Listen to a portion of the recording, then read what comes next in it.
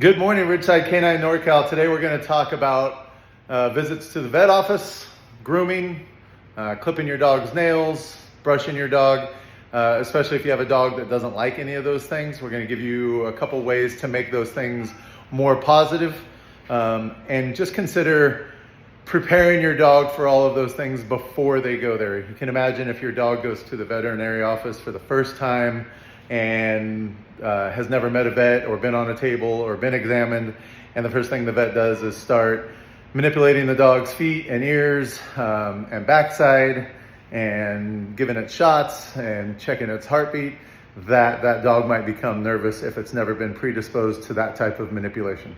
So we're going to give you a couple tricks that we use to make all of these things more pleasant for the dog. Hopefully it helps you out in those situations. This is Jessie, the dog, and Kira, our trainer. Jessie is relatively new to our training program and a nervous dog for sure. We have Jessie up on it's our grooming table, but it would be the same as an exam table. And first thing we're doing is letting Jessie know that this is going to be a positive experience. She's getting hand fed, which is something we know that she likes. She enjoys the food, but she is nervous about having her feet touched, about having her ears touched, definitely about having her abdomen area and tail area touched. So what we're doing is every time Kira touches some portion of Jessie, she's getting food. And we are by no means veterinarians, but we've been to a lot of vets, and we understand that when the doctors are checking on the dogs, that they need to be able to manipulate the dog, feel their abdomen, obviously take their heartbeat, take their temperature, which is a very invasive process that involves the back end of the dog.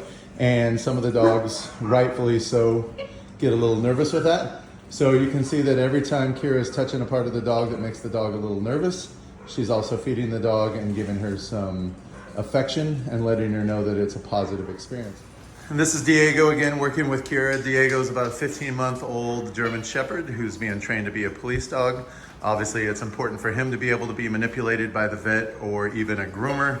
Kira is teaching him that anytime she touches him with the nail clippers or moves the nail clippers around, that he gets fed for that.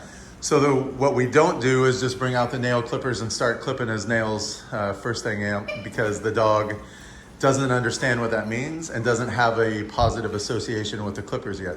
So before we even get started with clipping, just like we were doing with the vet care work and brushing, we're gonna bring out all the equipment, let the dog develop a positive association with it, and then we can start touching the dog with it, letting the dog understand that we are gonna be using the clippers and the brush on him, and that it's always gonna be positive. Same thing with the scissors. We gotta take the scissors out, manipulate them around, let him hear the sound of it. This is probably a dog that's not gonna get groomed with scissors ever, but all of this is stuff that the dog needs to understand as a positive association in case he gets anything that, emergency medical care and we're required to cut some gauze or bandages, anything that is going to make him more nervous and stop him from receiving care is going to be a problem for us. So what we're letting these dogs know is the scissors, the brush, the nail clippers, all those things are positive. And then we'll go back to the nail clippers, and you can see she's gonna actually hold his paw up and start to touch him with the nail clippers, but not actually clip his nails.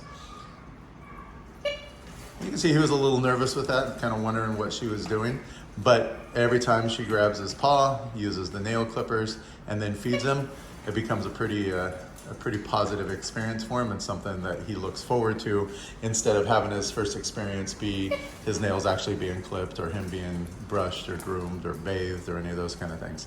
So take the time in the beginning, before you go to the vet, before you go to the groomer, any of those things, to create a positive experience and association with the tools that they might use.